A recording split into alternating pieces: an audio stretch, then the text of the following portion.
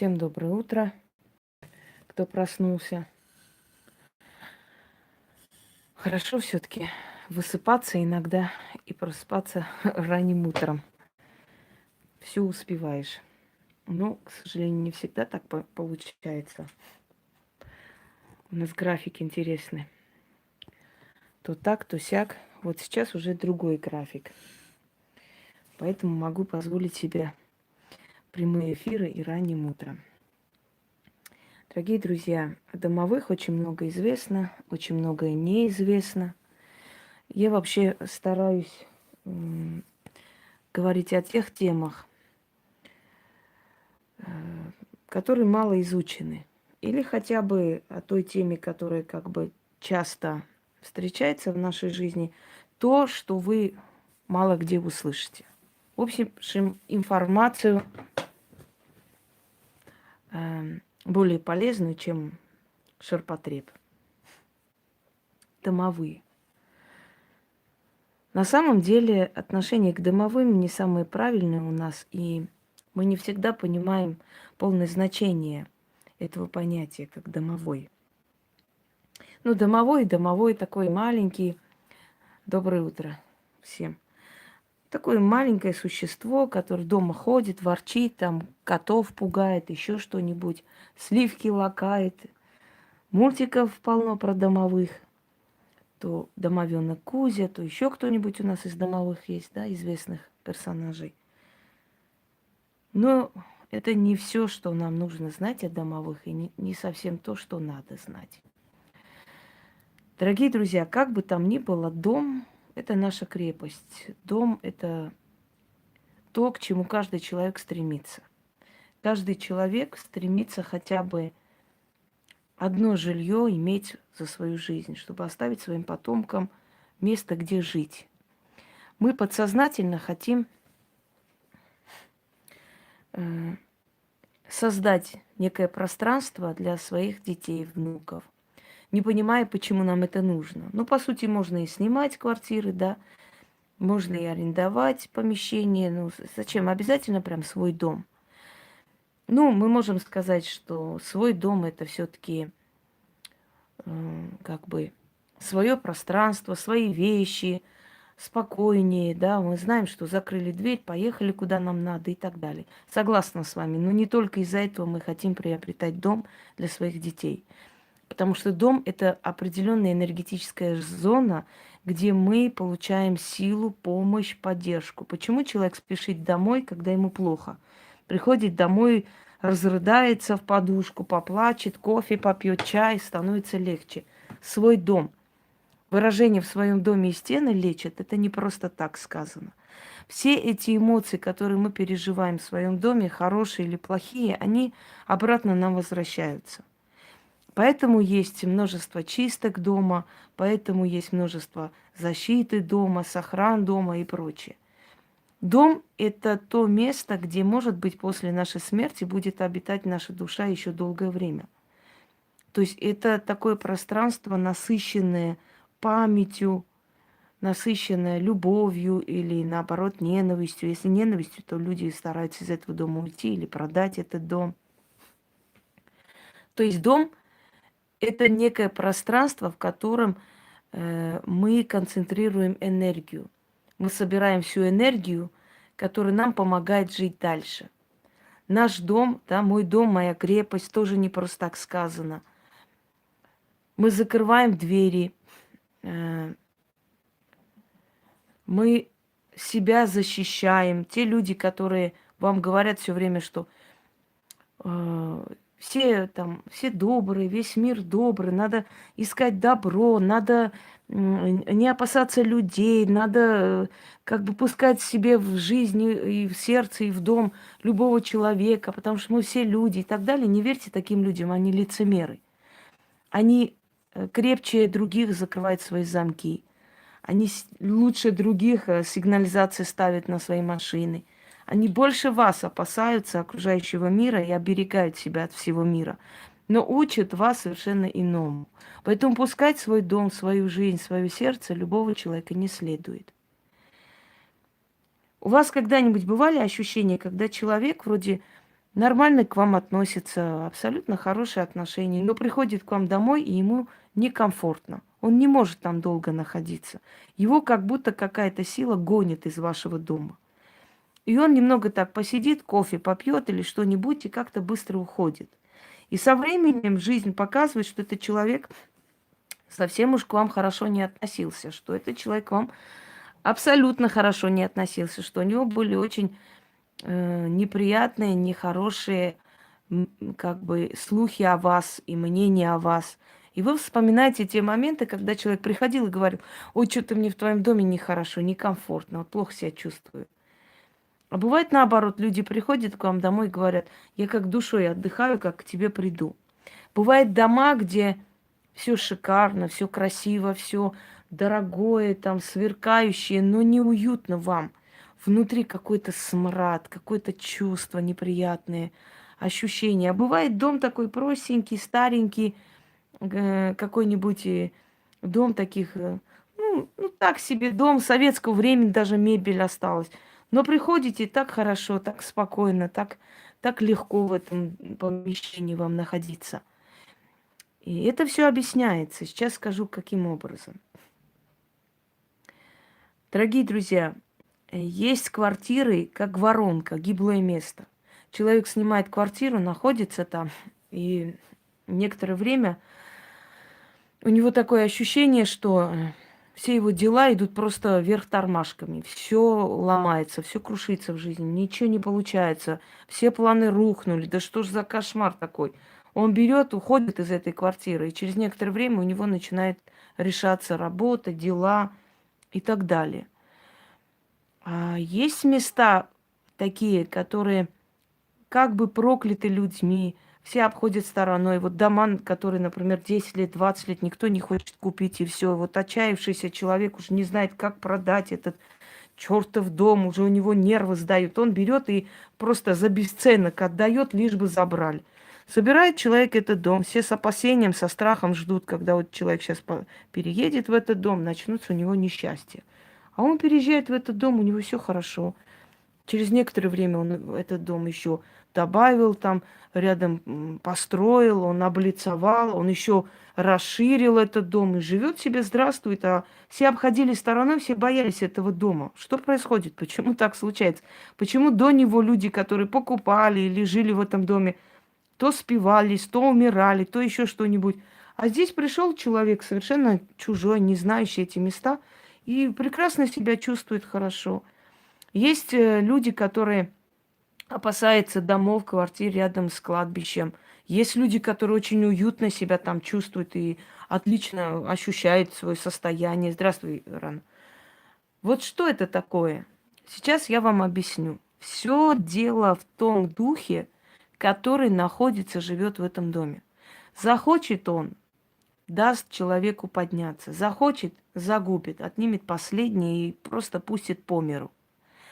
Этот дух очень многое решает в вашем доме. Дорогие друзья, если человеку нужен стражник для того, чтобы оберегал его от всяких нашествий на улице, человеку нужен еще и стражник, который... Сейчас мы до этого доберемся. Человеку нужен еще и стражник, который дом будет охранять, который будет оберегать его имущество. Я вам хочу сказать одну вещь на своем примере. Когда я переехала в эту квартиру, эта квартира была воронка. До меня люди здесь жили, оставляли долги за коммунальные услуги. У них все рушилось, бизнес, все, что возможно. Они сбегали с этой квартиры, как из воронки. И когда я переехала сюда, об этой квартире шла дурная слава. Все соседи говорили, что здесь, когда никого нет, кто-то стучится, кто-то разбивает просто посуду, бьет о пол, и вообще шум какой-то идет, неприятные ощущения. И как бы меня остерегали, что, ну, смотрите сами, особо-то тут как бы не планируйте долго оставаться, потому что в этом доме никто долго не остается. Значит, я в этом доме уже 9-й год. И этот домовой настолько ухаживает за моим имуществом. У меня сотни статуй, вы видели. У меня очень много атрибутики, у меня очень много книг, очень много всяких там пучков трав. У меня, ну, всё, чего только у меня нет. Невзирая на то, что у меня очень много одежды и меха здесь, и, я не знаю, хрусталь мне дарили. Все это запихнуто, закрыто во всех углах. Вы поверите, если я скажу, что за 9 лет у меня разбилась только одна чашка, и то я выронила, просто схватила кипяток, не рассчитала, и выронила сама. Этот домовенок так ухаживает за моей квартирой. Кого только не затопило за эти годы, чего только не случалось. До такой степени он все это оберегает, смотрит, вы даже не представляете. Он оберегает и мой дом, он оберегает и меня. Мы с ним первое время конфликтовали. Я его не воспринимала, я злилась на него. Потом я поняла, что я неправильно поступаю. Я всех учу, но сама как-то неправильно делаю с ним. Я стала с ним дружить. Я стала с ним дружить. Мы с ним сдружились. Мы друг друга понимаем с полуслова. У меня дома, когда я отдыхаю, нету ни одного шума. У меня нету дома ни одного звука. Тишина, покой. Просто, ну, благодать. В этой квартире я смогла подняться, я смогла пережить очень страшные дни, и эта квартира меня очень защищала. И эта квартира меня так полюбила, что не хочет отпускать. Но я понимаю, что мне придется все-таки отсюда когда-нибудь уйти, но я обязательно своего домовенка с собой заберу. Это однозначно, потому что без него я даже жизни не представляю в своем доме. И вот, дорогие друзья, подождите секунду, я сейчас к этим вопросам буду возвращаться. Все, что вы спрашиваете, я вам сейчас скажу по очереди.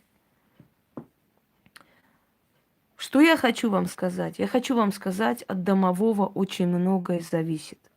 Человек может уехать в другой город, обосноваться на съемной квартире, подняться, через некоторое время купить там дом, квартиру, фирму, я не знаю, подняться, получить все. А может человек жить в своем доме, и все у него будет рушиться, все будет сыпаться. То его потопили, то его, я не знаю, хотели замок сломать, то соседи с топорами лезут, бьют по двери, то все дома разбивается, то нету жизни, то техника горит. Все, кошмар, крах жизни. Все зависит от одного духа, который живет в ваших домах. Представляете, вы полностью, целиком зависимы от этого духа, который живет в вашем доме. Либо у вас будет застой, блок просто на деньги, на счастье, на все, либо у вас будет благодать, тишина, покой, все сохранно, все красиво, все хорошо, деньги домой приходят, дом защищен, у вас дома веселое состояние, приятное ощущение и так далее. Так вот, что я хочу вам сказать. Относитесь к этому духу серьезно. Это не игрушки, это не какой-нибудь рядовой дух, непонятно что, который, там, с которым можно подружиться или не подружиться. Невзирая на вашу религиозную принадлежность, не обижайте домового. Пожалеете миллион раз. Доброе утро, Америка. Что я хочу вам сказать, дорогие друзья? Откуда он произошел вообще? Откуда это понятие домовой и что вообще вот из себя он представляет? Давайте начнем сначала. Во-первых, значит, первое, что я хочу вам сказать. Изначально, когда этнологи пытались объяснить происхождение домового, вот кто он, как он приходит в семью и так далее, говорили следующее, что домовой, скорее всего, это дух человека, которого жертвовали на фундамент дома. Если вы знаете, в древние времена в храмы замуровывали в стены человека, значит, замуровывали человека возле входных дверей в стену, либо убивали, жертвовали и хоронили под основой дома. Были когда-то такие традиции. В древние еще архаические или языческие времена были приняты человеческие жертвоприношения. И считалось, что вот эта вот сила, этот дух, он охраняет дом, он и есть тот самый домовой.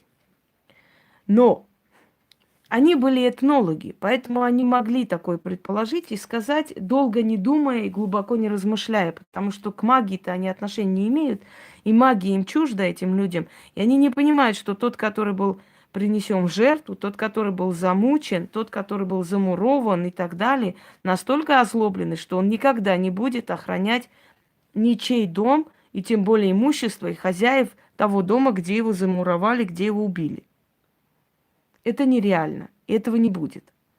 А значит, это ошибочное все-таки мнение о том, что это тот самый дух, который замурован был или захоронен под основой дома. Это мы откинули. Вторая версия была следующая. Самый старший в роду, который умирал, становился домовым, оберегал, здравствуй, Наталья, оберегал дом, оберегал обитателей этого дома и так далее. И становился, в общем, домовым.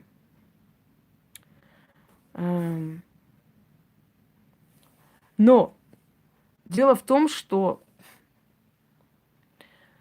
иногда в домах появлялись духи, даже если в этих домах никто не жил, и не было там ни старших, ни младших, строили дом, через некоторое время, когда заселялись, они чувствовали, что кто-то там есть, и кто-то оберегает их, или наоборот, гонит их по-разному. О чем это говорит? Это говорит о том, что версия о том, что домовой это есть предок, дух предка рода, тоже отсекается, тоже не подходит.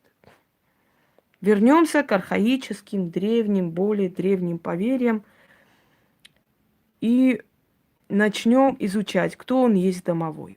Многие ошибочно полагают, что поклонение домовому и вообще почитание домового это только, здравствуйте, Хавзат, что это только поверье, значит, славян, южных славян, восточных славян.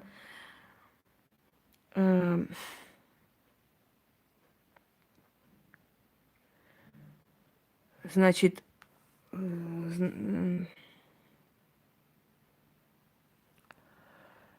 некоторые его называют хатник, некоторые его называют батюшка хаты по-разному. Мы называем домовой. Кто он был домовой? Считалось, что когда человек строит дом, то духи местные, которые там обитают, направляют одного из них, самого мудрого и старшего, для того, чтобы тот помогал людям, находившимся в этом доме, показывал им, как правильно себя вести с духами. То есть он некий посредник становится между людьми и духами той местности, в котором человек строит дом или пришел, поселился. И неважно уже, это у тебя квартира или частный дом. Сейчас, в данный момент, времена нашей цивилизации, домовые есть практически везде. И в частном доме, и в гаражах они живут, и где только их нет. Дух местности, который охраняет вас и помогает, по сути, он приходит вам не вредить. Он приходит вам помогать, дорогие друзья. Он приходит вас учить, он приходит вам подсказывать, как лучше себя вести, что делать. Он приходит вас охранять. Он посредник между вами и духами. То есть он охраняет вас от них, от их ошибок и не допускает вам навредить. И он охраняет духов от вас и вам не допускает навредить им. Если вы не в положенном месте хотите что-то там построить, а это место обитания духов местных, то домовой будет вам всячески мешать там эту постройку делать. То есть эту пристройку вы не сможете довершить, не получится у вас. И в итоге вы поймете, что место нехорошее, как-то не выходит, не получается оставить эту затею. Все, он оберегает духов от вас в том числе. Кто такой домовой? Как он выглядит? Он выглядит по-разному. Люди видят его по-разному. Во-первых, хочу вам сказать, что он является в том обличии, в котором вы готовы его принять. Если вы хотите видеть хорошего, доброго дедушку, он таким и явится. Если вы хотите видеть лохматого, там, такого маленького комочка, он такой и придет. Если вы хотите видеть человека в капюшоне, он такой и придет. То есть он особое какое-то обличие не имеет такое. Он дух, он состоит из эфира, он состоит из того материала, из которого состоят все потусторонние создания. Да? Он один из этих созданий. Что хочет от вас домовой?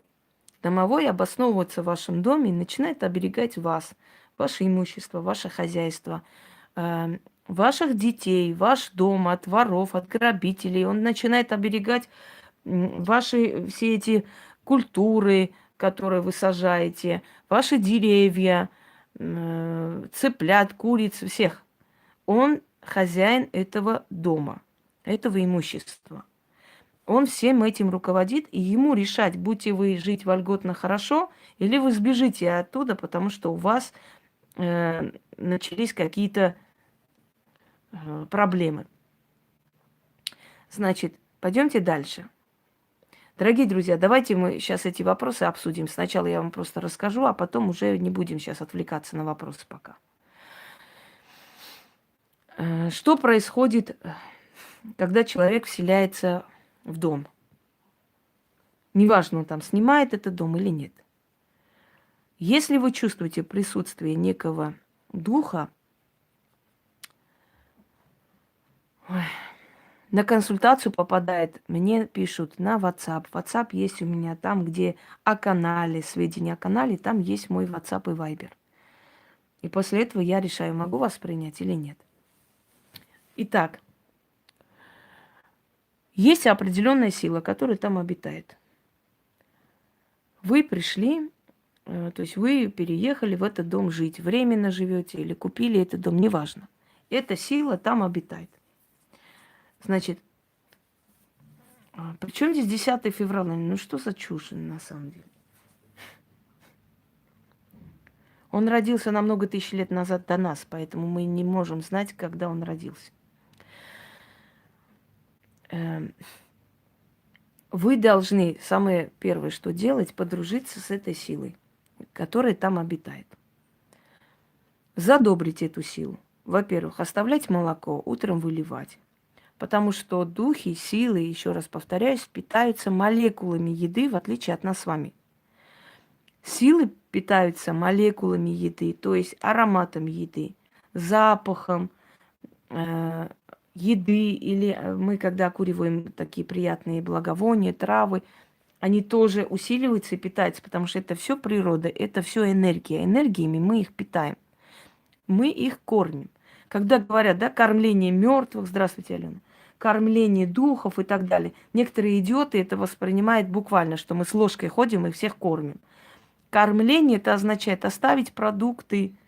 И когда они выжимают оттуда вот весь смак, когда они выжимают оттуда весь аромат, все вот это вот, все полезные, скажем, да, вещества, все, он обесточен, его надо выкинуть.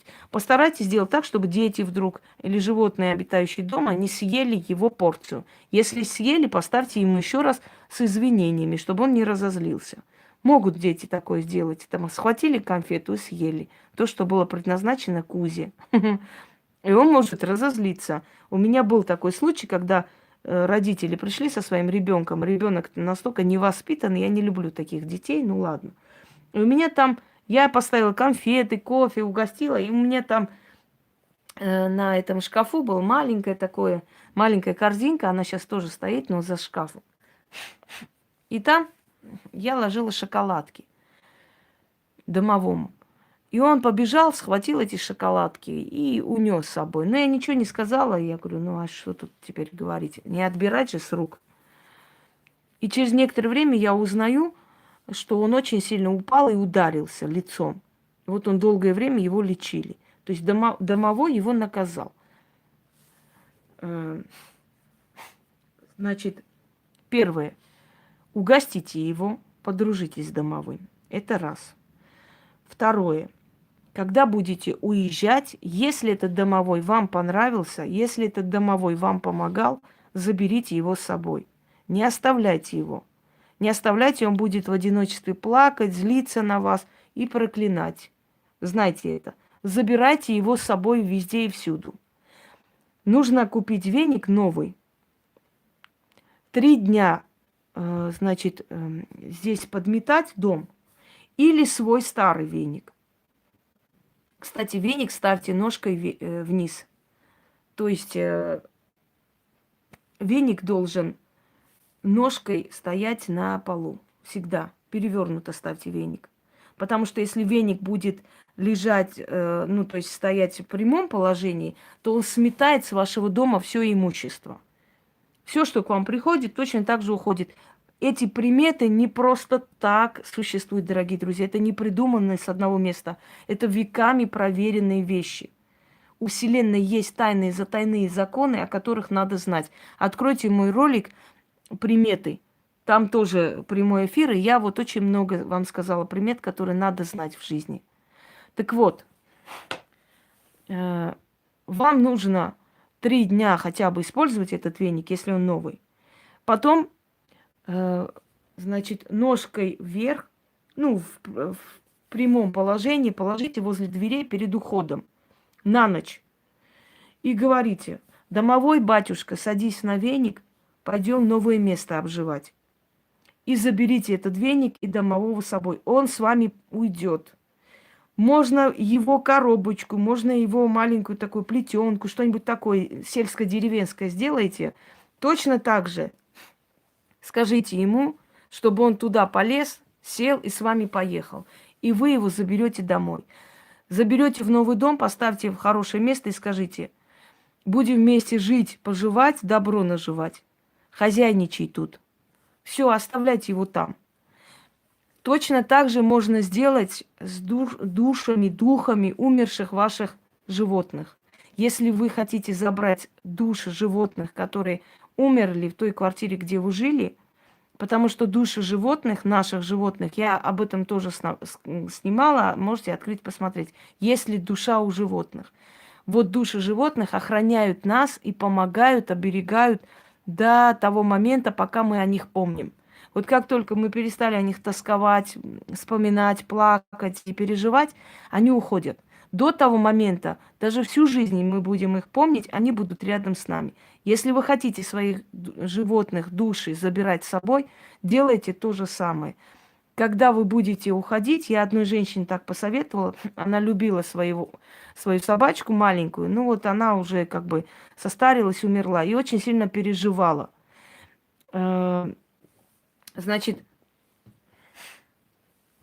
Очень сильно переживала, и сейчас мы скажем и про старого домового. И когда я ей просто посоветовала забрать в новый дом домового, а потом забрать души животных. И она говорит: я когда позвала его, у меня было ощущение, что кто-то бегом побежал с кухни и выскочил в двери. Я говорю, мне аж плохо стало, меня аж начало колотить, что некто со мной пошел. И да, это душа умершей собаки, которая ушла вместе с ней в новый дом, охранять дом. И они не ревнивы к новым питомцам, чтобы вы знали. Они их не обижают, они не пытаются их притеснить оттуда. Абсолютно нет. Можете без опаски их забирать. Когда вы покупаете дом или переезжаете в другое место, там обязательно обитает свой домовой. Дорогие друзья, но ваш домовой ближе к вам. Он ваш, вы его знаете.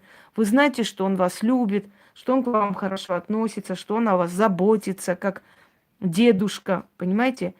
Поэтому вам нужно решить эту проблему. Если вы вместе с вещами, иногда домовые переезжают с хозяевами и без их ведома, перевезете их в новый дом, и их будет 2, они вам все перевернут к чертовой матери. Они каждый день будут драться. Они будут драться на крыше, как коты. Вы подниметесь, включите свет на чердаке, никого нет. Только спускайтесь, опять гром, опять грохот, опять бьют друг друга смертным боем. Раньше люди делали следующее. Просили хозяев дома, которые им продали этот дом, забрать домового. Они приходили и говорили: пожалуйста, забери своего домового, чтобы моему не мешал. И люди на это не смеялись, никто не говорил: о, ты что, дурак, что ли? Ты что, ненормальный, что за средневековье? Нет, они приходили и всерьез ложили старые лапти, ночью оставляли, просили его туда влезть и забирали утром своего домового. После этого наступала тишина. Двум домовым не ужиться в одном доме. Учтите, если вы приходите, коты у вас все взъерошенные, если вы приходите, собака загнана в угол, боится оттуда там выходить, если вы приходите, разбито дома все, если у вас дома непорядок, если шумы, если неприятные ощущения, это два домовых дерутся. Одного из них надо убирать. Иначе будет плохо. Одного из них выгоните. Как выгнать, если, например, старый хозяев не верит в это все, или не хочет забирать, или его вообще нету? Значит, берите веник точно так же. 3 дня подметайте дом, или старый веник возьмите свой, если вам не жалко. Говорите: тот, кто был до нас, право на дом не имеющий, садись на веник и выйди отсюда. Оставьте до утра. Ранним утром просыпайтесь, прям ранним утром, когда еще вот только солнце встает, этот веник забирайте и кидайте на перекресток. Другого выхода его убрать просто, есть, конечно, но это самый эффективный. Кидайте на перекресток и говорите: забери тот, кому нужен. Отвернитесь и уходите. Все, вы его выгнали из дома. И будет тишина. С 2 домовыми не живите никогда. Не терпите, когда у вас дома плохо. Есть домовые сада. Или есть эти домовые, или их нужно туда призвать. Вообще лучше своего забирать с собой всю жизнь. Потом своим детям это говорить, чтобы они знали. Я рассказывала вам какой-то случай, но я вам еще раз расскажу случай про французскую одну семью, которая занималась лошадьми, породистыми лошадьми, и у них был семейный бизнес, у них были арабские скакуны, у них все покупали, это были просто миллиардеры. Это были миллиардеры. Сейчас скажу, как призывать. Но дело в том, что когда отец умирал, старший, он сказал своему сыну, значит, повел его на конюшню, показал одно место, где там молоко стояло, хлеб, такое красивое, сделанное, как гнездышко место. Он сказал: сынок, вот все, что мы имеем, это все благодаря той силе, которая здесь живет. Эту силу я с собой привез из села во время войны. Твоя бабушка меня научила, как надо его с собой забирать. Я привез, поселил в конюшне. Я здесь в конюшне работал конюхом. Но потом со временем эту конюшню я купил вместе с лошадьми и открыл свой бизнес, передаю тебе. Его зовут Домовой. Он ухаживает за лошадьми, он смотрит за их здоровьем. И самые такие страшные годы, когда чума брала всех животных, весь домашний скот, у нас этого не было. Он обошел стороной нас. Поэтому оберегай эту силу, отдавай ему иногда угощение, благодари, приноси ему мелочь, приноси ему игрушки, и наш бизнес семейный будет процветать. Поскольку отец был смертельно болен, сын сделал вид, что поверил, что так и сделает, усмехнулся себе под нос и забыл об этом. Когда отца не стало, он даже не подходил к этому месту. Через некоторое время он заметил, что лошади начали болеть, что клиенты начали разрывать контракты, что люди, покупающие лошадей, жаловались на то, что у них то жила перерезана, то у них грива стала редкой, то у них какие-то болезни, то у них какие-то осложнения, то у них с пищеварением проблемы, и перестали покупать. Постепенно вся эта ферма почти сошла на нет. И однажды ночью пришел во сне его отец и сказал: зачем ты поступил как недостойный? Я же тебе сказал, что да, нужно вылить утром. Я же тебе сказал, он говорит, что нужно оберегать ту силу, благодаря которому мы живем хорошо.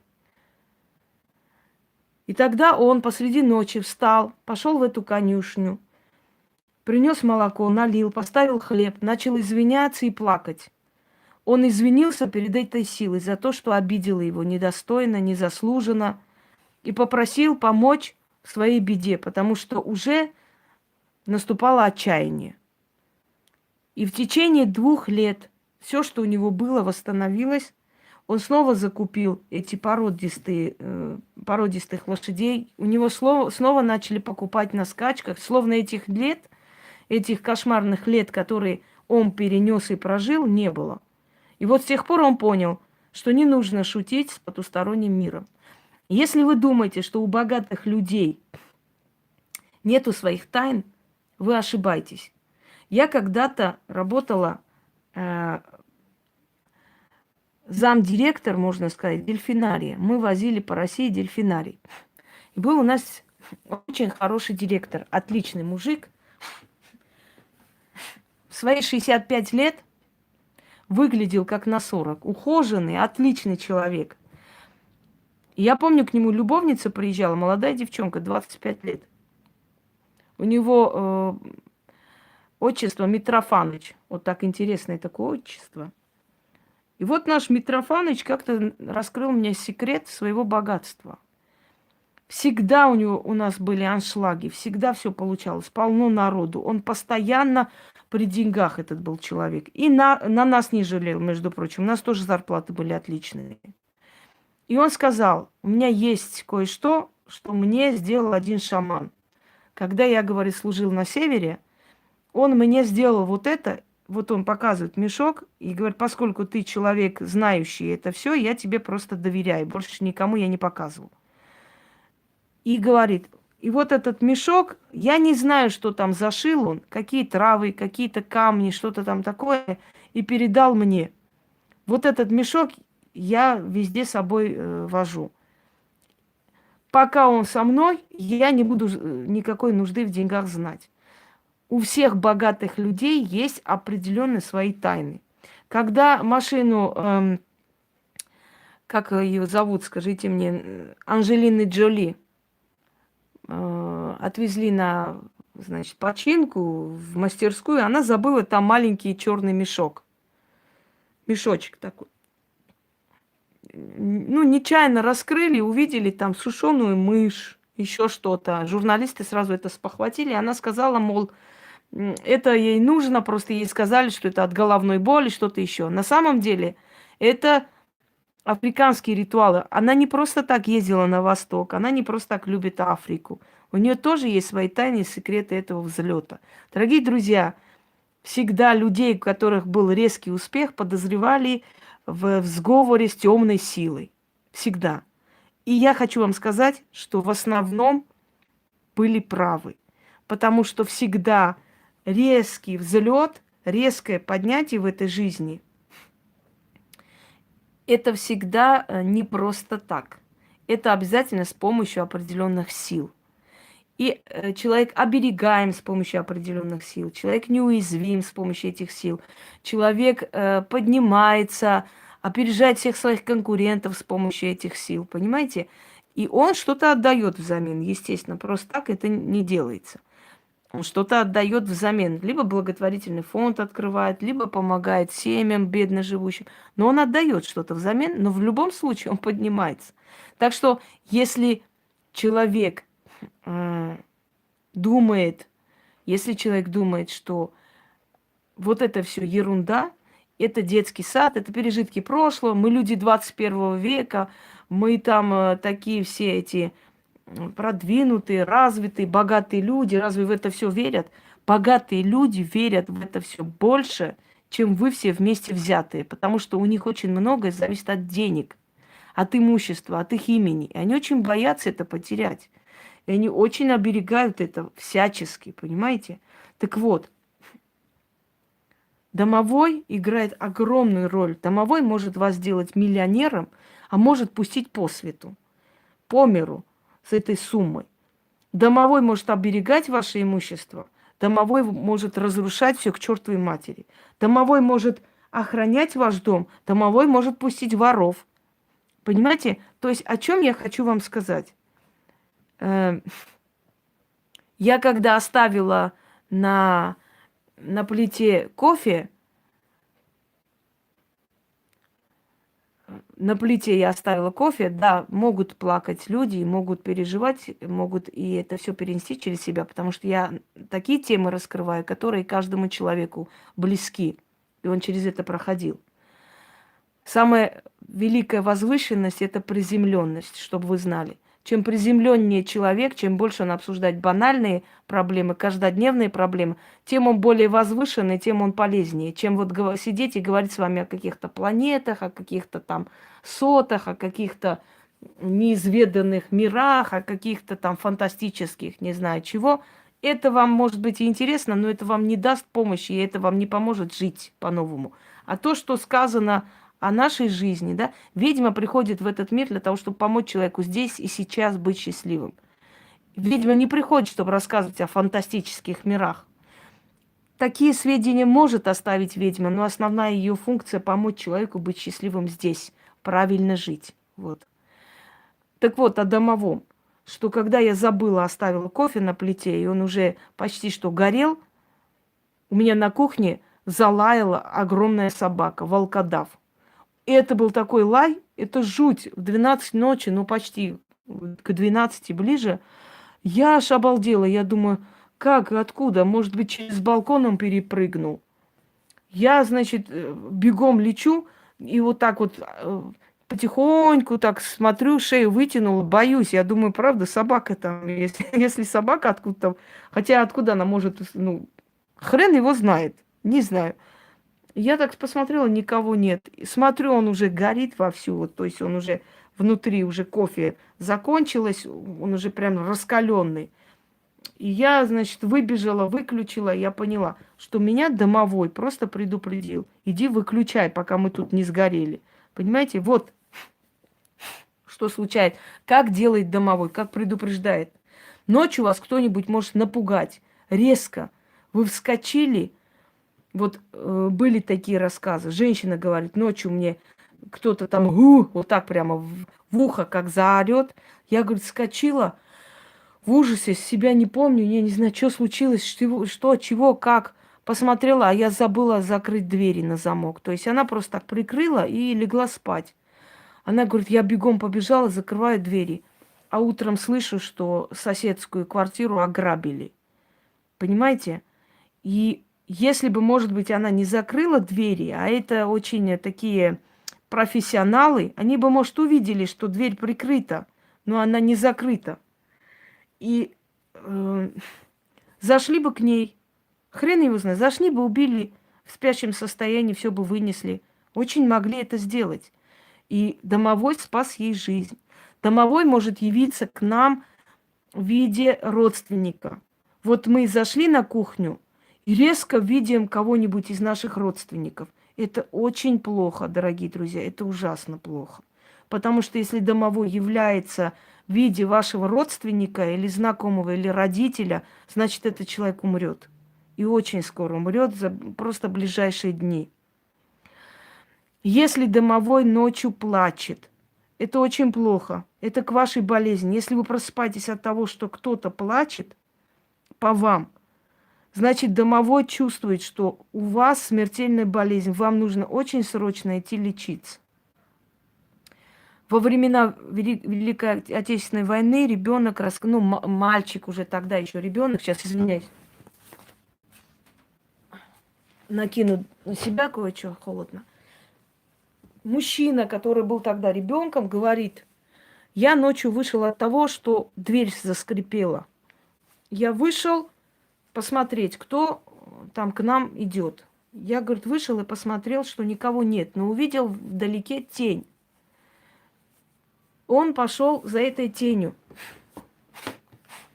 Вышел за амбар и увидел, что возле амбара собрано много маленьких людей, которые сидят, бьют себя по голове. Да. бьют себя по голове и громко плачут.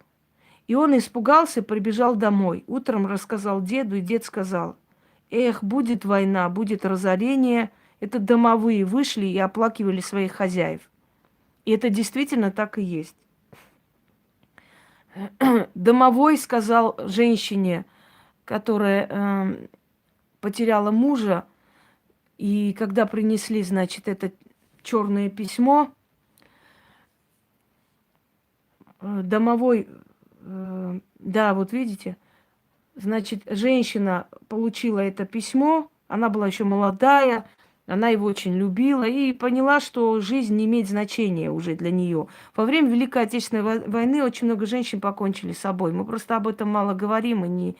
Ну, как бы, знаете, как во время таких огромных массовых жертв как-то вот эти все жизни, которые были загублены, ну, лес рубят, шепки летят, да, особо на это не обращает никто внимания при всей этой суматохе. И эта женщина пошла и решила покончить с собой.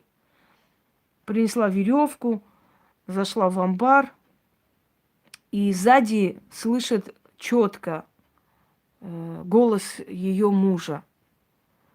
«Маруся, не дури, я живой». У нее выпало все из рук, она разрыдалась и решила все-таки подождать до конца войны. Кто его знает, может, правда. Сколько раз бывало, что так путали, приносили, а человек оказывался живой. И муж вернулся с войны. Муж вернулся с войны, и она ему рассказывает, что хотела покончить с собой. Он говорит: а я лежу ночью и вижу во сне, что ты пытаешься, меня человек за руку приводит и говорит: смотри, что твоя дура вытворяет. И я, говорю, смотрю, ты веревку взяла и готовишься повеситься. Я говорю: зачем она это делает? А мне это, этот человек или это нечто говорит: а потому что сказали, что ты погиб. И я, говорит, во всеуслышание сказал: Маруся, не дури, я живой. Меня, говорит, командир разбудил и говорит: что ты кричишь-то? Он говорит: да вот сон такой приснился. И действительно, реально, его голос через пространство было перенесено ей, чтобы она не умерла. Понимаете? Эта сила спасает людей, если эту силу уважать. Когда люди приняли различные религии, они начали гнобить домового. Значит, домовой превратился в демонический персонаж, которого надо избегать, которого надо из дома убирать, выгонять, изгонять. Даже есть всякие там ритуалы, да, церковные: освещать дом, убрать домового из дома. Дорогие люди, не вздумайте это делать. Все люди, которые освещают свои дома, в итоге потом приходят к несчастьям. Они выгоняют эту силу. Они выгоняют эту силу всеми силами, а эта сила пришла, чтобы вас защитить. Ваше хозяйство, ваше имущество, ваши жизни, ваших детей. Когда есть домовой дома, никогда не будет пожара, никогда не будет потопления, ни один вор туда не войдет, ни одна собака там не поперхнется, не умрет, ничего не разобьется. Ваш ребенок будет дома один. Что бы ни случилось, что бы он ни забыл, ему напомнит домовой. Его будет оберегать домовой. Когда в Казахстане был некий человек, очень ужасный, людоед. Я не знаю, его выпустили или нет.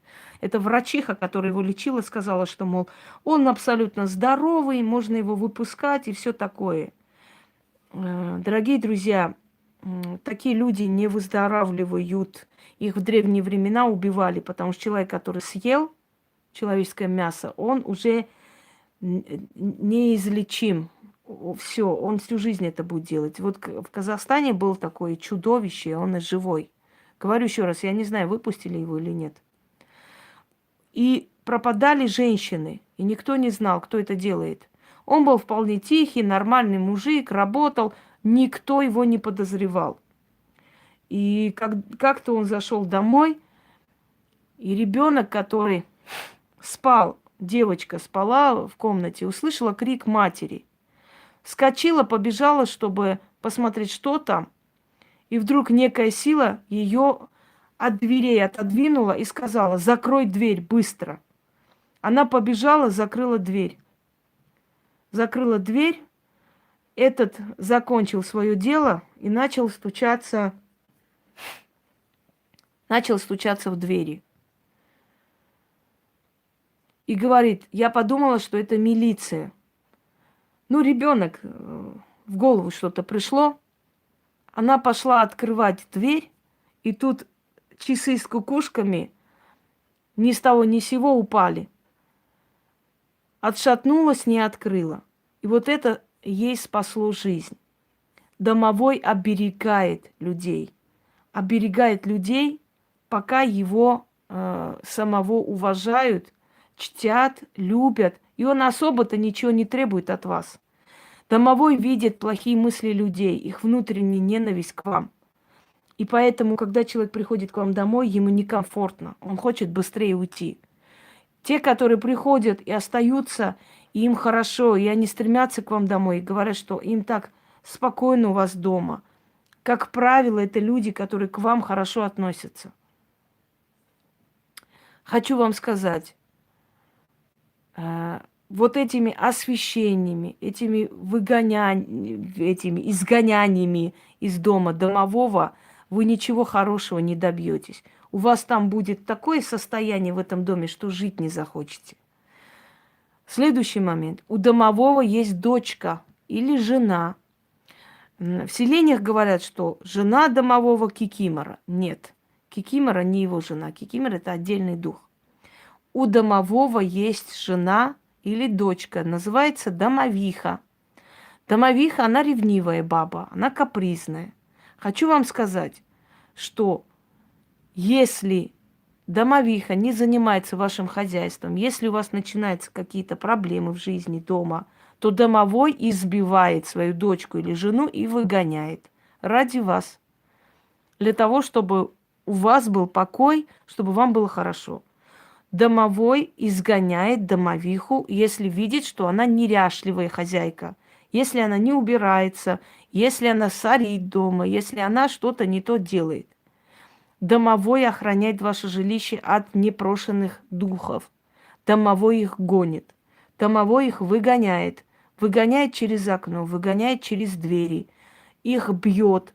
Когда вы делаете очистку дома, например, ритуал чистки дома, домовой рядом с вами ходит и бьет их, и начинает выгонять через окно и через двери. Поэтому знайте, что это та сила, которая вас оберегает, любит всю жизнь. И когда вы уходите, когда вы должны уйти, домовой вас предупреждает. Он вам говорит, что ваше время подошло. Далее о домовом, что еще хотела сказать. Не отдавайте домовому карты. Вот этот идиотский ритуал, который дали людям, и через год с чем-то они мне опять написали, что вот вы были правы, все у нас на смарку идет и так. Домовому карты давать нельзя. Если вы дали к домовому карты, домовой проиграет ваше имущество, проиграет и не соберет ни черта. Домовому нельзя давать водку, пиво и так далее. Домовому нельзя его превращать в пьяницу. Иначе он будет относиться к вам очень равнодушно. Нет, нельзя, вопрос по теме. Домовому дают молоко, булочку, какие-нибудь печеньки. Домовому дайте отдельный угол. Домовой в селениях живет на печи или за печью, а домовой в городах живет за вот вашими вениками мусорными, вот это, где вы мусор собираете, как ни странно. Он там живет, поэтому у вас там всегда должно быть чисто. Вот где мусорное ведро, за мусорным ведром следите за этим местом. Там должно быть всегда чисто. Уходя из дома, говорите: домовой батюшка, охраняй мой дом, мое имущество, моих собак, кошек, как хотите.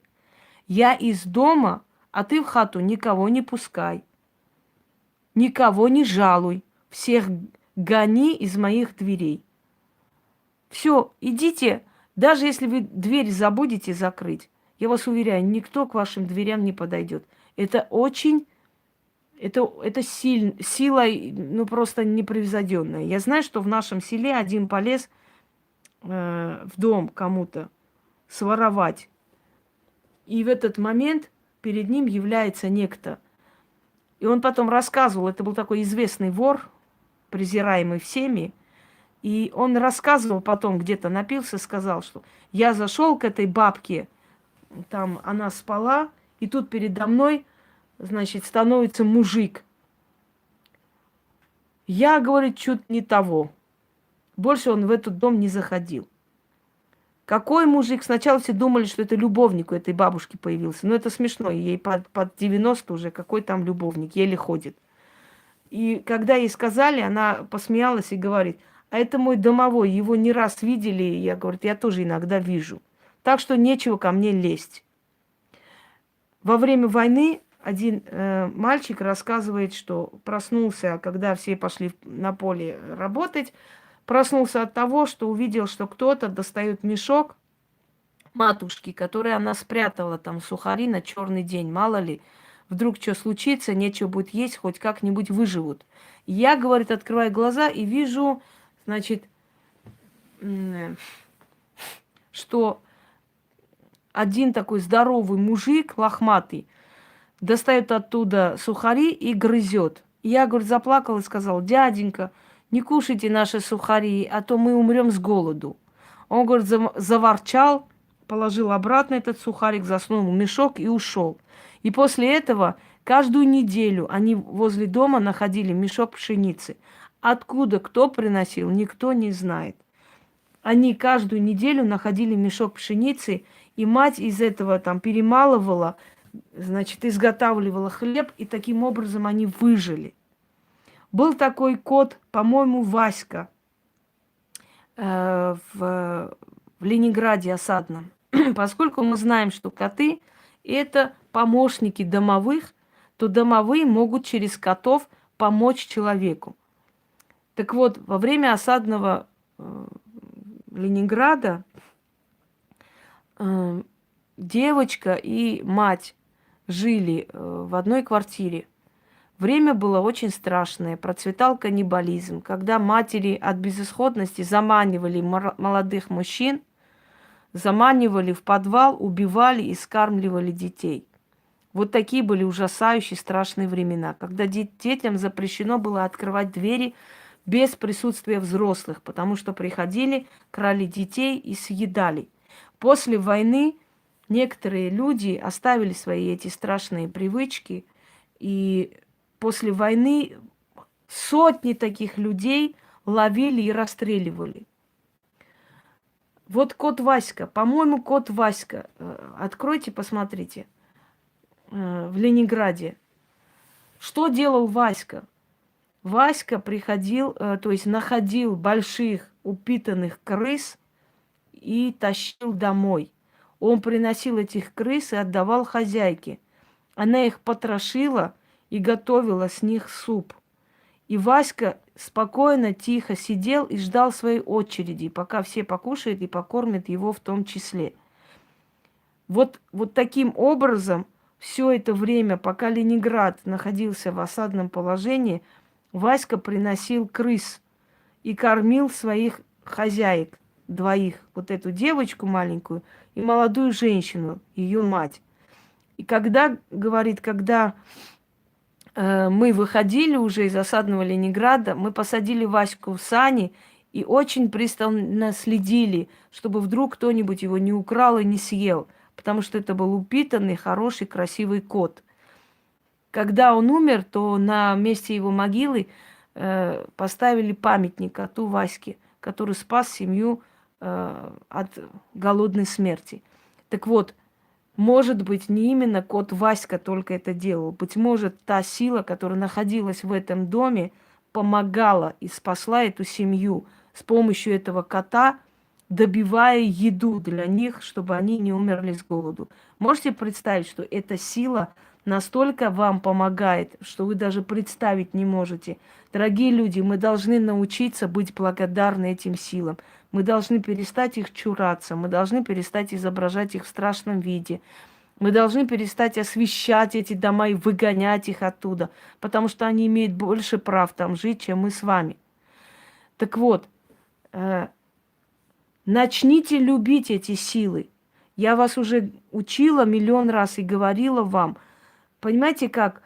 Множество ритуалов может решать определенные проблемы, но ваши самые основные проблемы в жизни решат правильные знания о жизни. Правила жизни, правила вселенского существования. Если вы будете соблюдать эти правила, вы будете жить намного лучше, и ваши дети в том числе. Поэтому без конца, бесконечные какие-то магические там расклады, кто придет, кто полюбит, что думает обо мне и так далее. Это может и прекрасно, но это не самое главное, для чего ведьмы на этой земле существуют. Ведьмы приходят в этот мир не для того, чтобы какой-нибудь Марусе помочь приворожить мужика, не для того, чтобы какой-нибудь базарной бабке помочь там извести конкурентов, не для того, чтобы прийти давать какие-то расклады без конца и без начала. Ведьмы приходят домой, ой, извиняюсь, в мир, ну домой, да, дом, временный дом. Ведьмы приходят на эту землю для того, чтобы учить людей, как правильно вести себя с потусторонним миром. Вот для чего они приходят. Они приходят, чтобы вас научить, как себя вести с ними, чтобы быть счастливы, чтобы счастливо жить, чтобы у вас дом был, значит, полная чаша, чтобы у вас была гармония с силами природы, силами потустороннего мира, чтобы знать, как попросить своего домового оберегать дом, как его забирать с собой, чтобы знать, что души умерших наших не только родственников нам помогают, но и души наших собак, кошек, питомцев, любимых, они с нами рядом, пока мы их помним. Чтобы знать, как себя вести, когда вы в опасности, как призвать некую силу, которая придет вам, поможет защитить вас, чтобы знать, как создавать себе денежное удовольствие, как правильно себя вести с деньгами, с денежной силой, что нельзя чураться, что нельзя говорить слова «денег нету» или «деньги грязь», «деньги не нужны» и так далее. Вы обижаете эту силу этими словами и так далее, и так далее. Вот основная функция ведьмы – это научить людей правильно жить. Ну, заодно и дать и ритуалы, заодно и дать и множество там советов, да, как, что делать и так далее. Функция ведьм – это не гадание сутками на женихов и на любовников, на все остальное. Функция ведьм, она намного выше, понимаете? Мы приходим с тысячелетия к вам для того, чтобы научить вас правильно жить, и это вам принесет счастье. Мы не приходим с тысячелетия к вам для того, чтобы вам рассказывать о гуманоидах, о планетах, о каких-то непонятных существах, о каких-то там фантастических каких-то, не знаю, ну, в общем, мирах и прочее, что на самом деле в большинстве своем выдумка ради сенсации. Вот в чем функция ведьмы. И я сейчас вам объясняю и говорю, дорогие люди. Домовых не гоните, домовых забирайте с собой. Старого домового, если вы купили дом, попросите уйти. И я вам сказала, как это сделать. Своего домового заберите с собой туда, дружите с ним, наливайте ему молоко, булочки, сладости, мед давайте. Даже можете икру поставить ему. Не давайте ему карты в руки, нельзя. Карты могут проиграть ваше все имущество другим домовым. Они между собой взаимодействуют. Значит, домовому не ставьте всякие там напитки, потому что если вы ставите напитки богам, если вы ставите напитки после ритуалов, он к ним не прикоснется, это не для него. Но вот когда вы целенаправленно ему ставите, вы его превращаете в какого-то пьяницу, безалаберного лодыря. Домовой – это та сила, которая может помочь человеку подняться. Есть люди, которые за свою жизнь богатеют, покупают тысячи домов, там имущество, но у них есть любимое место, куда они приходят, отдыхают душой, и это место им дает силу жить. Не знали об этом? Мне кажется, что такие рассказы есть у всех богатых людей. Особенно любимое место, особенно любимый дом. Это там, где есть та сила, которая дает удачу этому человеку. Он приходит туда отдыхать душой, он приходит туда просить помощи и так далее.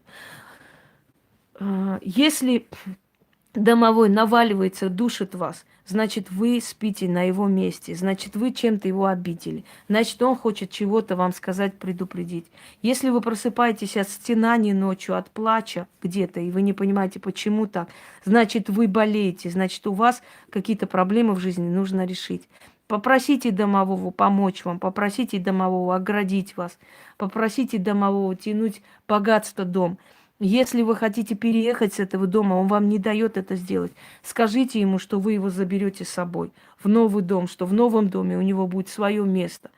Если вы хотите продать дом и не получается, кусай себя за задницу, Леон или как там тебя, придурок.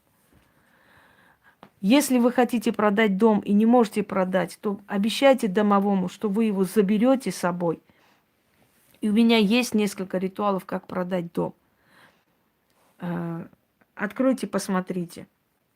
Нужно отпустить это имущество, чтобы оно продалось. Есть вопросы? Вот теперь ваши вопросы я слушаю. Теперь я на ваши вопросы отвечу.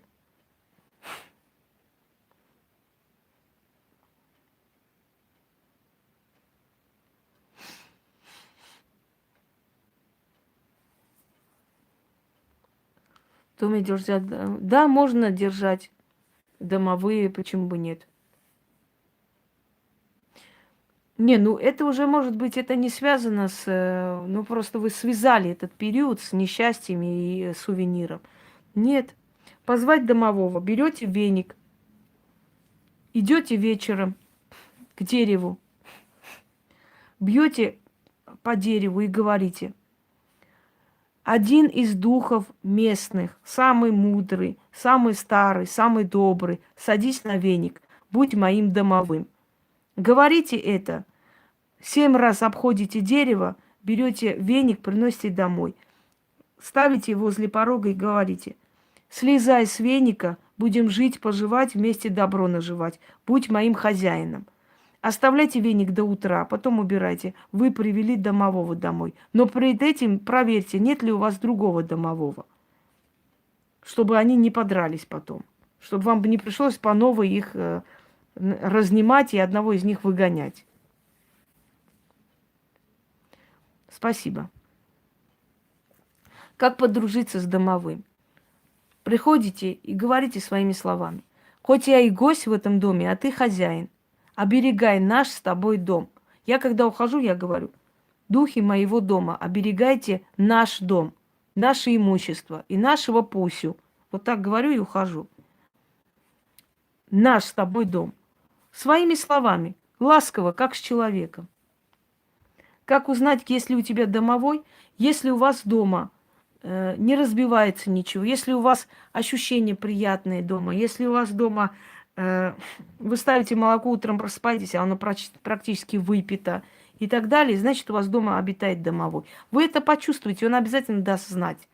Поверьте мне, вы когда приходите только, пока вы не знаете о нем, он обязательно о себе даст знать. Потом он будет молчать, и будет тишина, покой. До этого обязательно даст знать.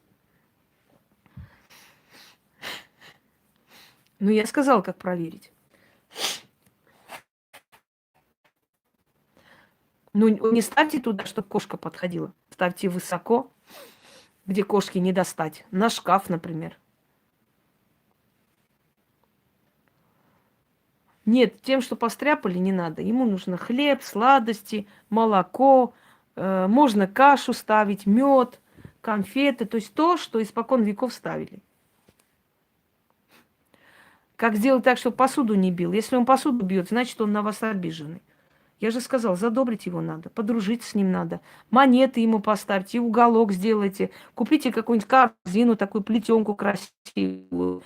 Скажите ему, что это его уголочек. Поставьте туда монеты, поставьте туда игрушки и так далее. Если дерут жестко, я вам уже сказала, что делать. Я уже сказала, одного из них надо убрать из дома.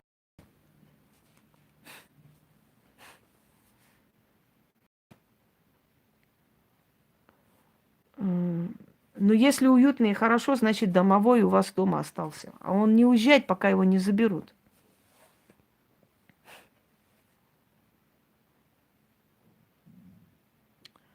Но если они болеют у вас дома, значит, вам нужно очистить дом.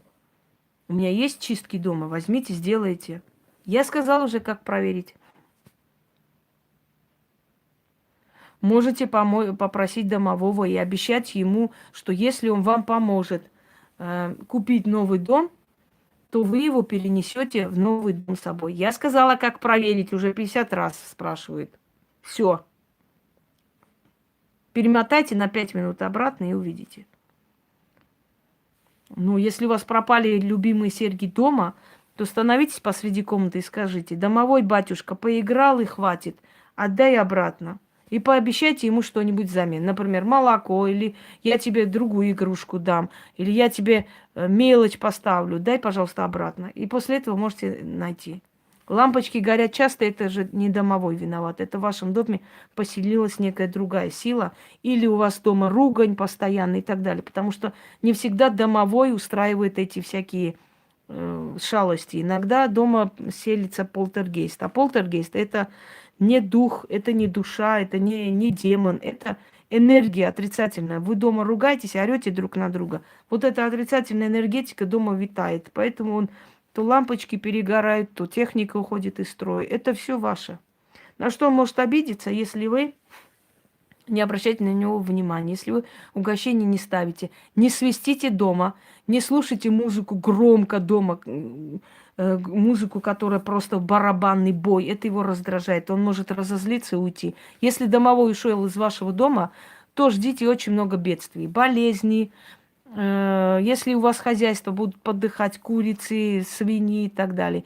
Если у вас частный дом, то есть квартира, очень может быть, что воры захотят к вам зайти. Если домового вы высвистили из дома, это плохо. Если дома кто-нибудь вас свистит, дайте ему по губам, потому что этот свист выгоняет домового. Он не терпит свист, он уходит. Поэтому, говорят, не свисти, денег не будет. Дело не в деньгах, дело в том, что удача уходит. Не чиркайте семечки. Домовые не любят людей, которые семечки чиркают. Люди, которые чиркают семечки, они никогда не накопят ни на что. Я семечки не ем уже много-много лет. Нельзя чиркать семечки. Вы никогда не слышали об этом? Когда вы выплевываете семечки, да и вообще чиркаете, вы выплевываете через вот вашу энергию жизненную внутри. Фу. Это тот же самый свист. И если вы... Значит, нет домового. Или есть домовой, и не оберегает он. Попробуйте с ним подружиться, Лида. Если увидите, что ничего не меняется, значит, призовите домового, как я научила. Если погибают кошки, это значит, домовой на вас либо обижен, либо его там нет. Если дома разруха, там нет домового, знаете это. Кто-то его выгнал. Очень легко можно выгнать домового человека. Если поселить туда некого духа, и эти духи, несколько штук, будут его гнобить, бить, он уйдет. Он может из дома уйти и не вернуться. Знаете как? Значит так, домовые любят что? Домовые любят хозяек щепетильных, чистоплотных. Хотите, чтобы домовой вам приносил в дом удачу, держите дом в чистоте. У вас дом должен блестеть. У вас все должно быть чисто. Он терпеть не может мусор, он терпеть не может пыль. У вас должно быть чисто. Иначе домовой вам помогать не будет. Знайте это. Дальше.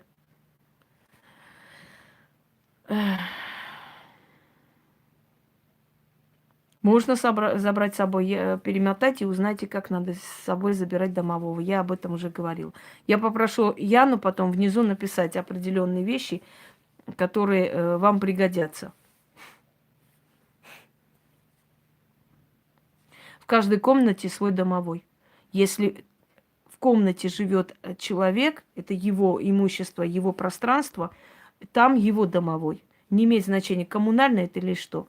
Если человек коммунально выкупает, он должен выгнать других домовых и оставить своего. Если хочет, чтобы у него не было разрухи, ощущения опять коммунальной квартиры.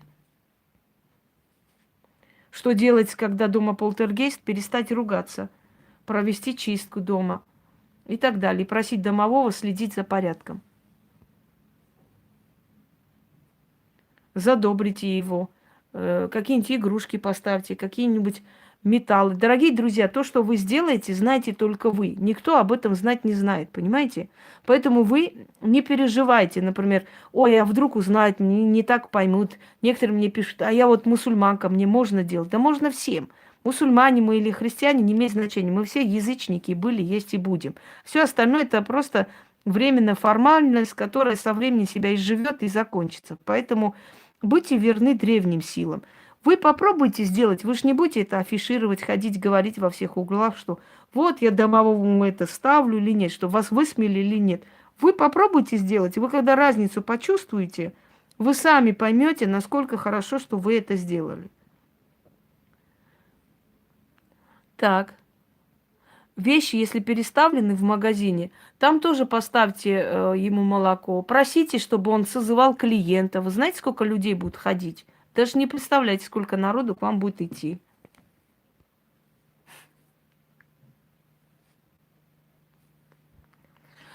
Наталья, если это коммунальная квартира, то в каждой комнате отдельные живут люди, отдельная семья, то да. Если своя квартира, нет, конечно, в каждой комнате нет домового. Это один домовой, который за всем хозяйством следит. Он даже с вами на дачу едет и следит за вашей дачей, когда вы туда переезжаете. Знаете? Да, если шибрец был разложен, значит, его забрали и все свои трудности и неудачи скинули на вас и ушли. Есть такие недобросовестные люди.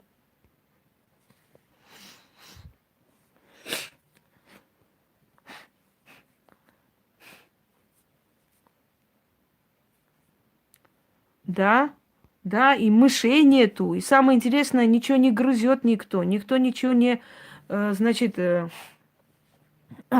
не ломает. Все в сохранности, все в чистоте, в порядке. Там куры, гуси, свиньи, все холеные, все хорошие, если есть домовой.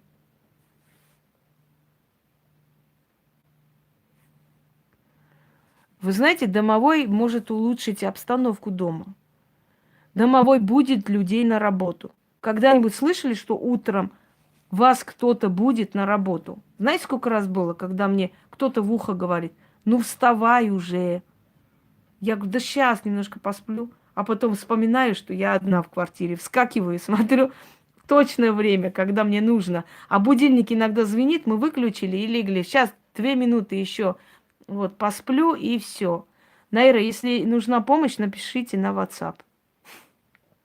И мы отключаемся. Вот вы там проснулись, 6 утра, хорошо, сейчас еще минут 10 посплю, и все. И 10 минут, и мы просыпаемся там 12 дня. Понимаете, чтобы такого не было, иногда домовой будет человека.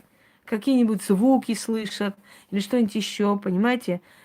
Или мне, например, в ухо просто крикнули, ну вставай уже. И я встала.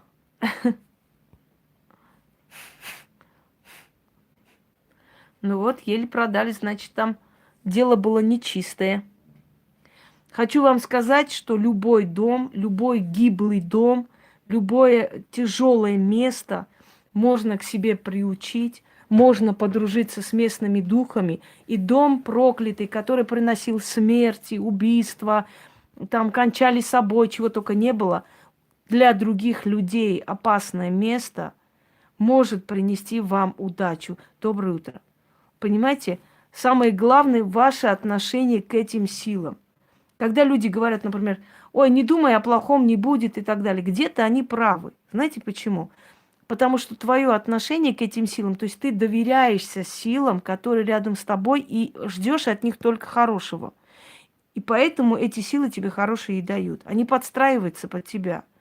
Если нас домовой или действительно выгнали от нас злые духи. Я сказала, как узнать, есть домовой или нет. Я уже об этом говорила. Вы потом прослушайте и узнаете. Слушаю вас дальше. Некоторые говорят, есть ли домовой там, можно ли домового забрать со съемной квартиры. Многие говорят, что вот съемные квартиры, все вы не заберете, он будет там с вами жить. Это невежество, это люди, которые абсолютно не мыслят в этом всем и дают какие-то нелепые советы. Дорогие друзья, домовой может с вами всю жизнь по съемным квартирам ходить, оберегать и помогать и вас, и эти съемные квартиры. Не думай, никогда не верьте вот в эту всю хрень. Своего домового можно забрать отовсюду. Он с вами едет везде и всюду, он всюду с вами находится, если вы его забираете. Так что спокойно можете знать, что и съемную квартиру оберегает, и оттуда вы заберете своего домового. Просто нужно забирать его, если вы хотите, чтобы он с вами пришел. Если вы его оставите, он обидится. Он обидится на вас, но в любом случае не забывайте его забирать.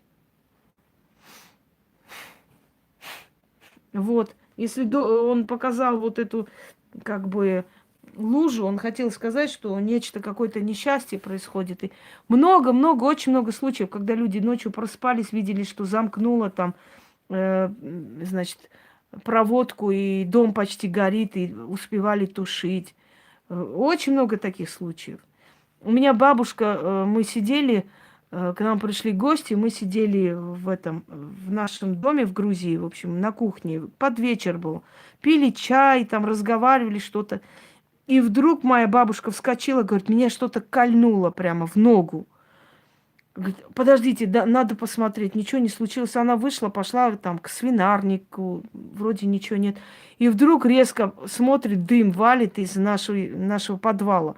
Открывает, а там уже дымит вовсю просто все. Оказалось, что она что-то искала, спичку чиркнула, посмотрела и кинула туда.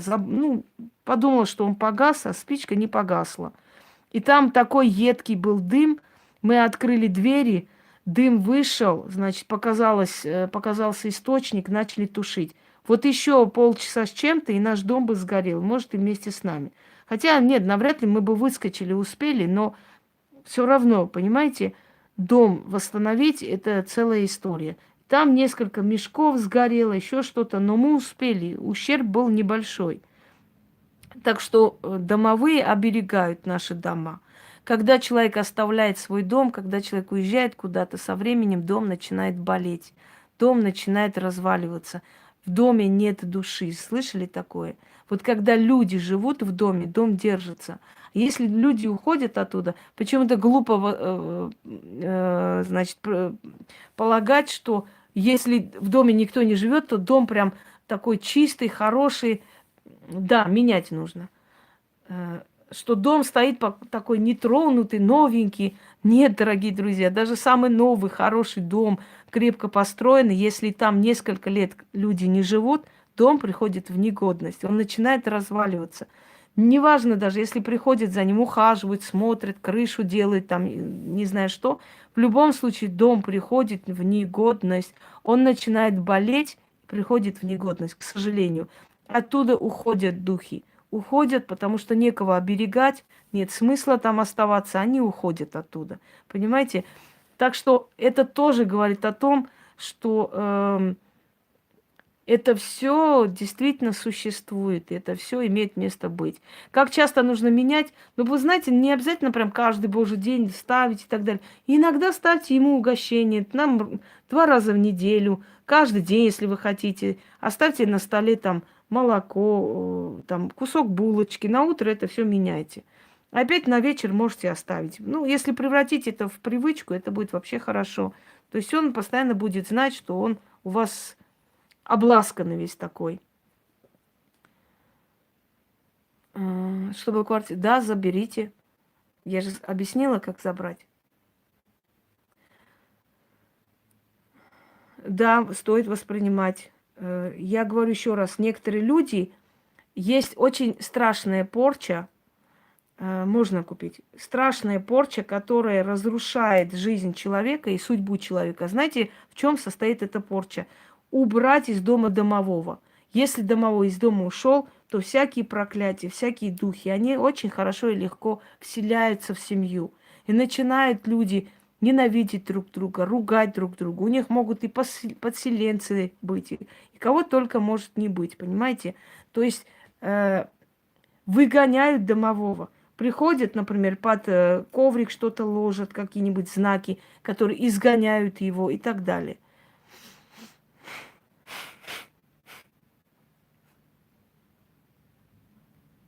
Да, и такие случаи бывают. То есть хочу сказать, что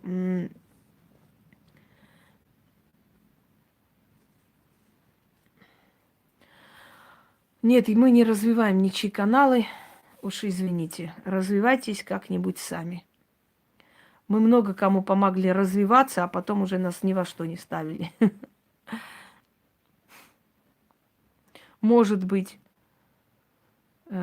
если они дерутся, если у них между собой непонятки, если вы слышите звуки, если вы слышите такой звук борьбы, если у вас вещи разбиваются и так далее, очень может быть, что в вашем доме два домовых, и они не делят территорию, они очень ревностно относятся к своему дому.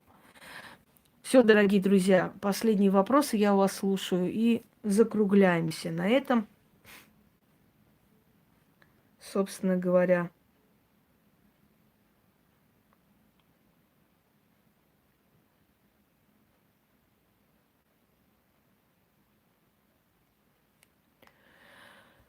Так, пожалуйста.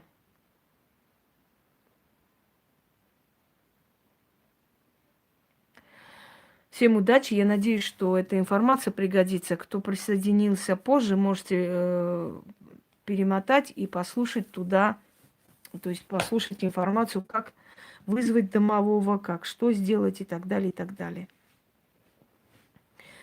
Пожалуйста. Вы это сделаете, и вам не обязательно кого-то посвящать в это дело. Что вы делаете, как вы делаете. И здравствуйте, Василий.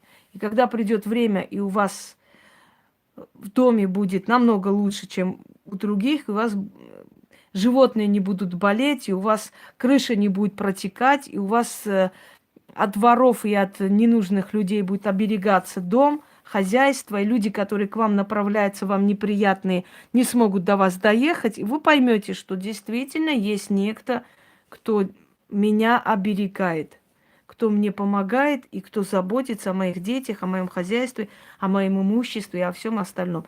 Вы просто это делаете. Вам не обязательно перед кем-то отчитываться. Я просто вас учу, как правильно делать, как правильно жить, чтобы жить хорошо. Понимаете? А все остальное... Спасибо, Марина. А все остальное, оно само результат покажет.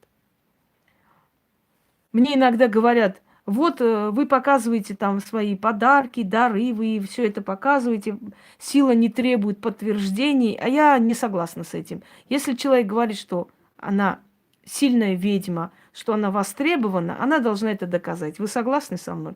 Как я могу вам дать ритуалы, получить подарки и прочее, прочее, если я сама их не получаю? Ну, вы не скажете, а если вы даете нам, а почему у вас это не работает? А почему вы живете в бедности, а говорите, что магия дает богатство? Нет, я должна своим примером вам показывать. Люди, это происходит, это правда.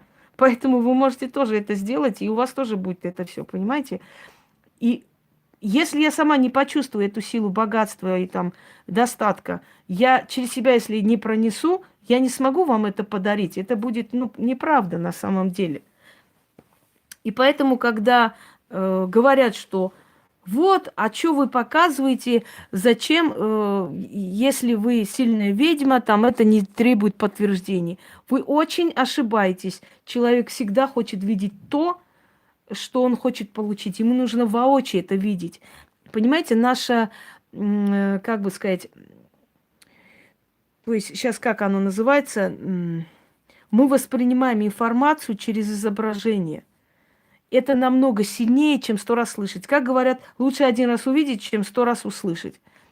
Можно сидеть и часами говорить, я такая сильная, ко мне все приходят, я вот такая востребованная, люди, поверьте. А можно просто сказать, дорогие друзья, спасибо вам за такой подарок, спасибо вам за это. Мне очень приятно, что вы каналы мои создали и ведете эти каналы. Значит, я для вас что-то значу. Значит, я вам что-то в жизни хорошее принесла, поэтому вы благодарите. Вы, еще раз говорю, вы должны воочию это видеть. Если вы увидите ведьму в бегудях, в сраном халате, бедную несчастную, значит, она никакая не ведьма, и никакие ее заговоры ей не помогают, и поэтому как она может вас учить, понимаете? Когда я говорю, что с одним чемоданом я приехала в Москву, а сейчас я совершенно другой человек, это говорит о том, что берите свои чемоданы и начинайте новую жизнь с нуля. И никогда это не поздно сделать. Я тоже не была ребенком, когда начала новую жизнь, понимаете? То есть, о чем я хочу вам сказать, что если я вас учу и говорю про домовых, про что-то другое, это пройдено мной, я это знаю сама. Я не распространялась там, я каждому второму не говорила, не переживайте за меня, вот вы говорите, что это гиблая квартира, нехорошая, воронка. Реально воронка, здесь люди жили, кто жил, все отсюда убегали, все у них закрывалось, они там оставляли огромные долги и убегали отсюда. И этот бедный хозяин квартиры не знал, как быть. Пришла я, уже много лет здесь живу. А как получилось? Когда мне говорили, вы тоже скоро уйдете оттуда, потому что там жить невозможно, а никто не остается. Я ж не стала всем объяснять. Вы знаете, я буду с домовым дружить, я как-нибудь что-нибудь. Нет, я просто сама это сделала, и результат вам виден. Вот и все. И вы всегда говорите, у вас дома уютно. Это правда, у меня дома уютно. Во-первых, потому что у меня дома всегда чисто, а домовой любит чистоту. Во-вторых, потому что все на своем месте, ничего лишнего не валяется. Домовой любит порядок, домовой не любит пыль, не любит грязь. Понимаете? Потому что уют создано и так далее, и так далее. Поэтому мы с домовым друг друга нашли. Мы с Василием нашли друг друга. Помните фильм? Обрели друг друга. Чё там говорит? Она говорит, они с Василием обрели друг друга. Понятно. Так что мы с Василием обрели друг друга. И мы друг другу помогаем. Так вот, хотите, чтобы ваш Василий тоже вас обрел? Значит, сделайте то, что они любят. Я учу вас, как правильно взаимодействовать с силами природы, силами изначальными, теми, которые с нами еще много тысячелетий назад, до нашего рождения и так далее, и так далее. Если вы правильно будете жить, дорогие друзья, то в вашей жизни тоже будет достаток, покой, защищенность, да, стабильность, вера в завтрашний день. Вы будете жить без страха, потому что за эти годы, сколько я научила, объяснила людям, больше помогло их правильное отношение к миру, даже больше, чем эти ритуалы, понимаете? Правильное отношение к миру помогло им обрести дома, квартиры, правильно жить, выйти из долгов и так далее, и так далее. Вот об этом я и рассказываю. Вот видите, моя ведьмочка тоже заняла свое место, я не могу, это такая забава. Глаза оттуда смотрят на меня. Зато важная женщина, важная девушка. Погодите, сейчас пусика поправлю. Все. Есть вопросы напоследок? Я вас слушаю. А Пусю мы никак не пострижем, да, Пусек? Иди сюда, Пусек. Его надо постричь уже. Надо? Да, очень красивые фото. Согласна. И фортуна красивая, не менее. Тут вообще все уникально, если честно. Вот это мальфарские куклы, это куклы с настоящими волосами. Это авторские работы, их по одной делается. Значит, за помощью нужно написать мне лично, Алексей. Лично. Это из горной козы, это шаманский бубен. Вот. Что вам еще показать? Я вам уже показывала, мне кажется, что мою квартиру уже наизусть знаете. Как убираю пыль, а я специальными этими штучками нашла, чтобы каждый раз их не передвигать, я просто туда протираю это, убираю. Я не люблю. Но бывает иногда что? Бывает иногда пыль, конечно, никуда не денешься. Мы все люди живые, можем что-то не увидеть и так далее. Но вот они мои, шаманята. Это вот пантеон славянских богов. Мне еще много чего должно. Меня останавливает, потому что на почту я не захожу. Вот. Где штука? Которую штуку вы говорите? Это Тигран Великий занял свое место. Я немножко переставила тут все, освободила территорию, но опять вот не отправляют статы, они опять наполняются. Я же говорю, что не любят, покажу я как-нибудь эту штуку, не любят пустоты пространства, сразу заполняется. Вот. Что вам еще сказать, дорогие друзья? Вот мой домовенок это мне все принес. Я вам говорю серьезно. Всю эту красоту постепенно друг за другом, это мой домовенок. Это из Греции кованая люстра. Мне отправили, я это заберу. Обязательно. Куда лучше? Где хотите, за шкаф можете, где-нибудь там в такие потайные места, где никто не лазит, вы можете поставить, если вы не хотите, чтобы люди знали это, да, там вмешивались, спрашивали, если вам это неприятно, сделайте так, чтобы, скажем так, ну просто сделайте в удобных для вас местах. Что еще вам сказать? Куда написать? Лучше написать на WhatsApp. Нет, веник не надо домовому, потому что он все это сметет с вашего дома. Такие вещи ему не нужны. Ему нужны игрушки, ему нужны монеты, ему нужны блестящие какие-то штучки, ему нужно угощение, больше ничего. Все остальное у вас и так дома, понимаете? Ну, здесь еще есть внизу, но потом покажу. У меня тут много чего. Это еще мне шкафы все забиты. Я даже иногда с ужасом представляю, как я буду это все возить. Но отвезу. Ничего. В течение месяца постепенно буду по очереди все возить. А что еще делать? Не оставлять же здесь эту красоту. Естественно, не оставлю. Все, дорогие друзья, эфир на этом закончен. Одним словом, у меня еще есть очень интересная тема, я с вами хочу обсудить. Но заряжу я телефон, может, через полчаса с чем-то еще раз зайду. Надеюсь, будет время, пока не обещаю, но хотелось бы. Да, собачка, вот, пусть я сейчас отдыхает, пусть я пошел в свою квартиру, закрылся, чтобы ему никто не мешал. А это красота из Питера. Ирида. Ирис. Пожалуйста. Спать?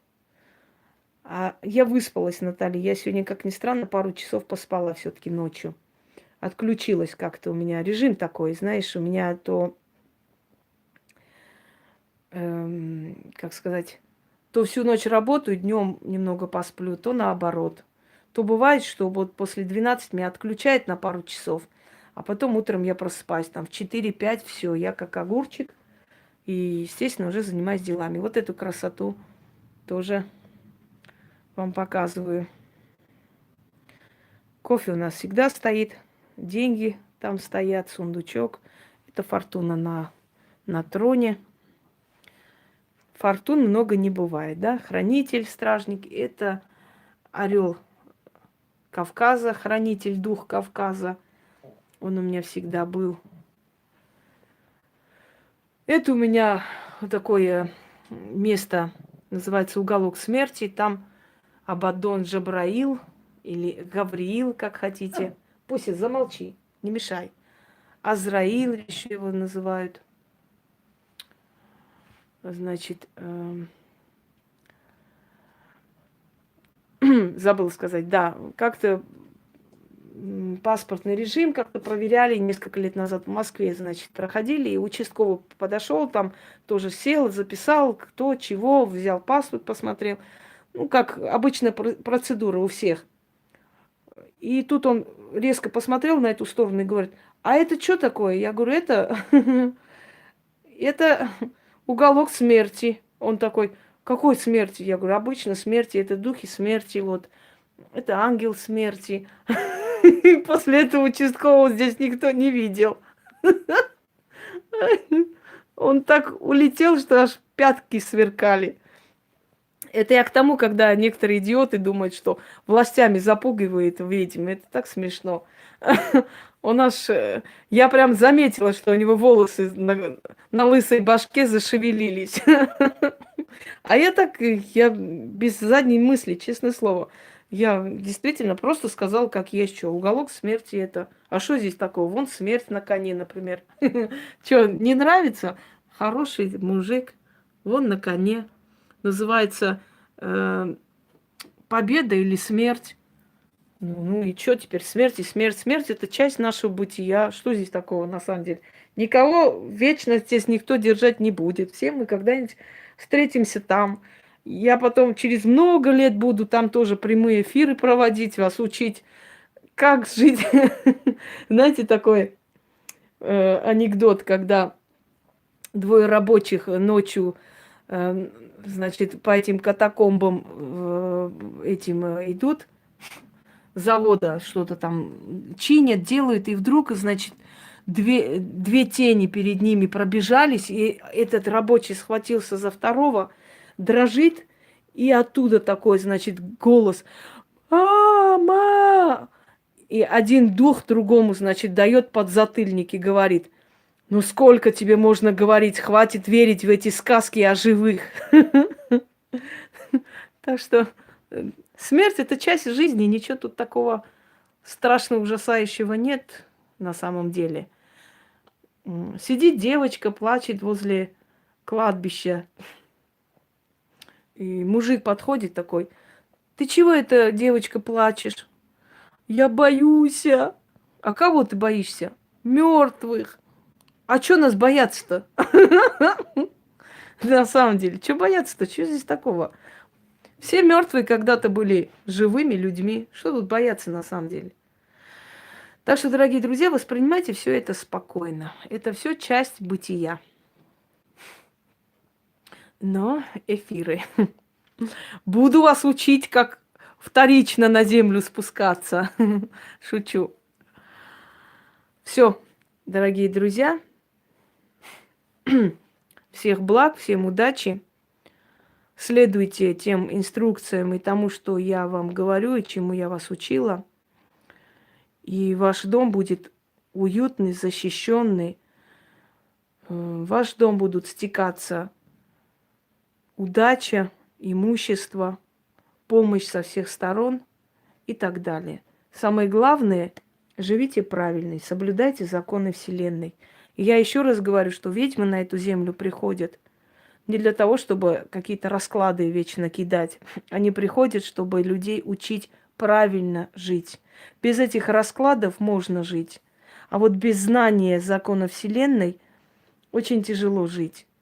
И вечно делаем ошибки, и вечно переживаем, и вечно боремся за место под солнцем и безрезультатно. Но когда человек знает законы Вселенной, ему все легко дается. Он создает себе уют, жизнь, понимаете? Он живет. Вот для чего приходят на землю ведьмы. Чтобы вас учить, чтобы быть мостом между вами и силами. А через этого человека силы просто вам говорят, что им хочется от вас, чего они требуют и как вам нужно с ними сосуществовать. Всем удачи, всех благ. И вашим кузям тоже удачи. Пусть они вас оберегают, а вы с ними обращайтесь как положено. Ничего страшного, Ольга, перемотайте и услышите еще раз. Это не страшно. Всего хорошего.